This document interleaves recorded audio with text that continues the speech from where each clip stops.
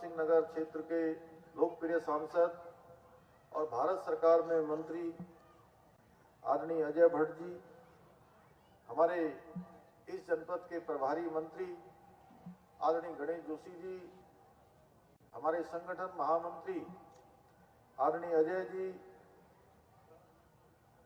मंच पर आसीन भारतीय जनता पार्टी के जिलाध्यक्ष भाई गुंजन सुखीजा जी,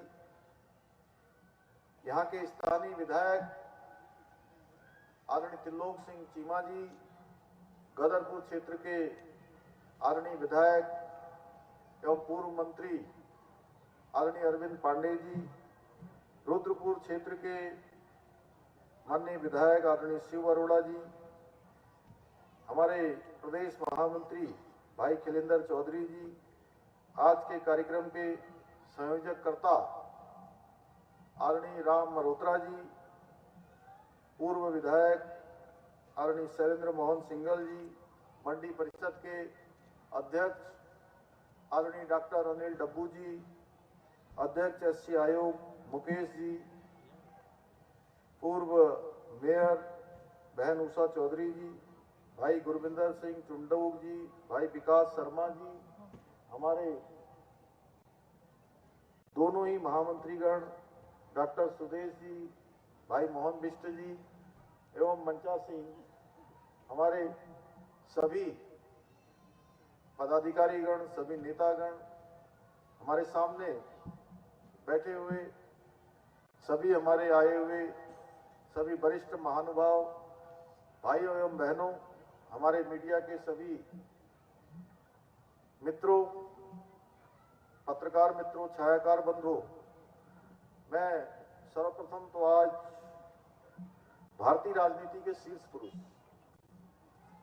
हम सब के प्रेरणा स्रोत, ओजस्वी कवि, प्रखर वक्ता और सबसे बड़ी बात उत्तराखंड के निर्माण में जिनका प्रमुख योगदान रहा, यानी कि मुख्य योगदान रहा, यानी निर्माण उत्तराखंड के निर्माता भारत रत्न श्रद्धेय स्वर्गीय अटल बिहारी वाजपेयी जी के जन्म जयंती के अवसर पर मैं समस्त प्रदेशवासियों को और आप सभी को बहुत ही अटल जी को भावांजलि अर्पित करता हूं और आप सबको बधाई देता हूं, क्योंकि उन्होंने पूरे देश के अंदर जो सुशासन की नींव रखी, जिसके बारे में अभी आदरणीय अजय भट्ट जी ने बहुत विस्तार से हमारे सामने बात रखी है। श्रद्धेय अटल जी की पुण्य स्मृति में मनाए जाने वाला सुशासन दिवस, उसकी मैं आप सभी को शुभकामनाएं देता हूं, बधाई देता हूं। हम सबके लिए सौभाग्य की बात है कि आज श्रद्धेय अटल जी का एक बहुत ही शानदार प्रतिमा यहाँ काशीपुर के अंदर लगाई गई है और इसका अनावरण करना मेरे लिए भी सौभाग्य की बात है, जो आज आप सबके मध्य में इस पुण्य भूमि काशीपुर में किया जा रहा है। काशीपुर हमारी शुरू से ही औद्योगिक नगरी रही है। भाइयों बहनों, चाहे एक कवि के रूप में हो, एक वक्ता के रूप में हो, प्रधानमंत्री के रूप में हो, एक व्यक्ति के रूप में हो, श्रद्धेय अटल बिहारी वाजपेयी जी का संपूर्ण जीवन राजनीतिक एवं सामाजिक क्षेत्र में कार्य करने वाले सभी के लिए, बल्कि मैं कहूंगा कि संपूर्ण देशवासियों के लिए हमेशा प्रेरणा स्रोत रहा है। उन्होंने जिस सादगी से और जिस प्रखरता से, स्वच्छ मन से देश की सेवा की है, वो हमेशा सभी के लिए अनुकरणीय रहेगा।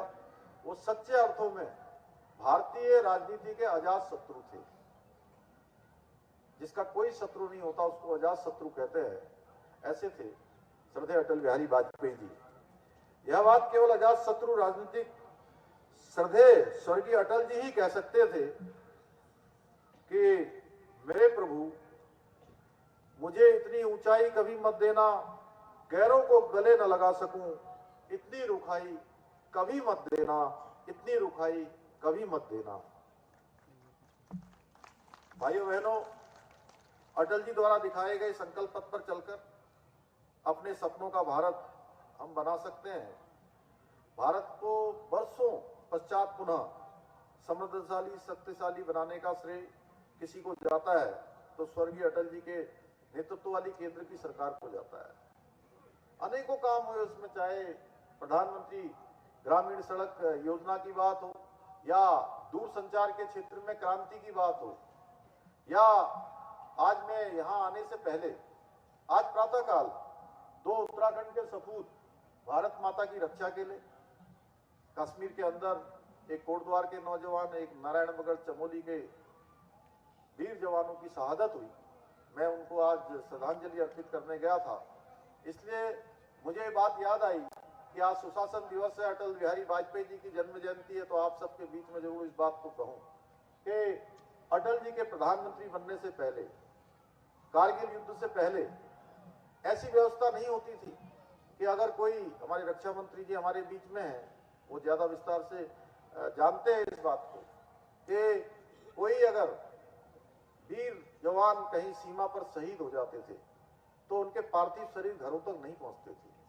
पहली बार राजकीय सम्मान के साथ उनका अंतिम संस्कार किए जाने की प्रक्रिया को किसी ने प्रारंभ किया तो श्रद्धेय अटल बिहारी वाजपेयी जी की सरकार ने किया। भाइयों बहनों,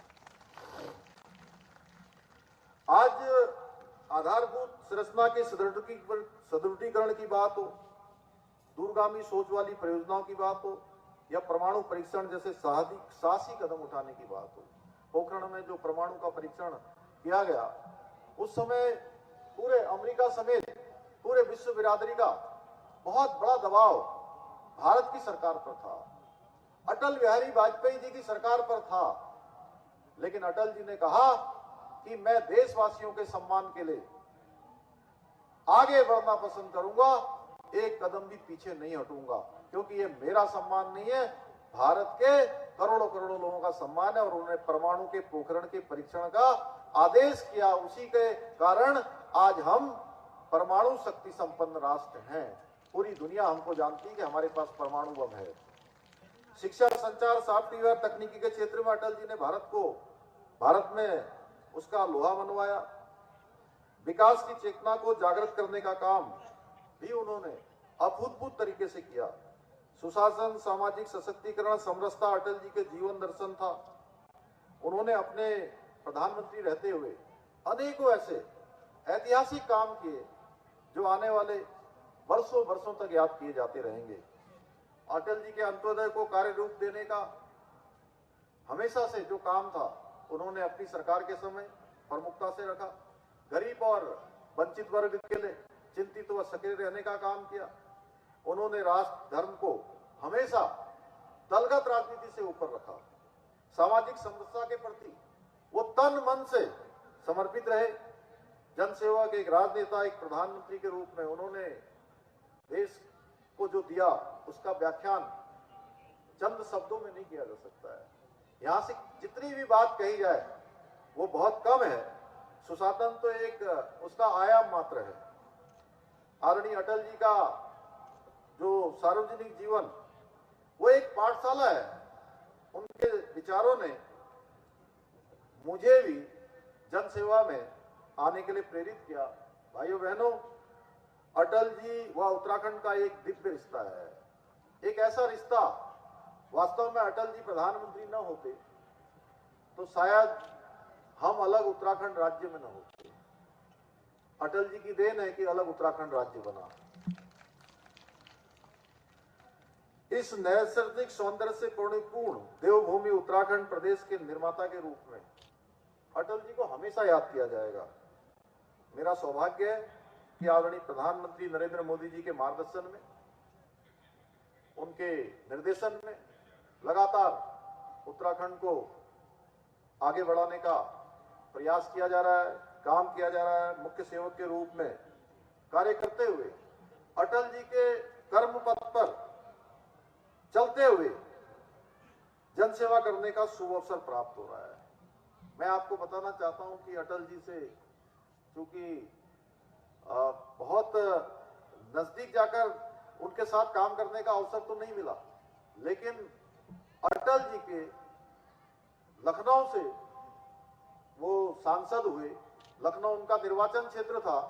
इसलिए लखनऊ में मैं अपनी पढ़ाई के दौरान उनके 3 संसदीय चुनाव में 1996 में, 1998 में और 99 में बहुत नजदीक से काम करने का अवसर प्राप्त हुआ, क्योंकि उन दिनों जब हम पढ़ते थे तो अखिल भारतीय विद्यार्थी परिषद के कार्यकर्ता के नाते मैं विश्वविद्यालय में पढ़ता था और उनकी जो जनसभाएं होती थी या उनके चुनाव के जो प्रचार इत्यादि का काम होता था, उसमें हमारी भी टीम को, हम सब विद्यार्थियों को भी उस टीम में जोड़ा जाता था, उस टीम में लगाया जाता था और कई स्थानों पर जनसभाओं के साथ साथ व्यवस्था के काम को भी करने का दायित्व सौंपा जाता था।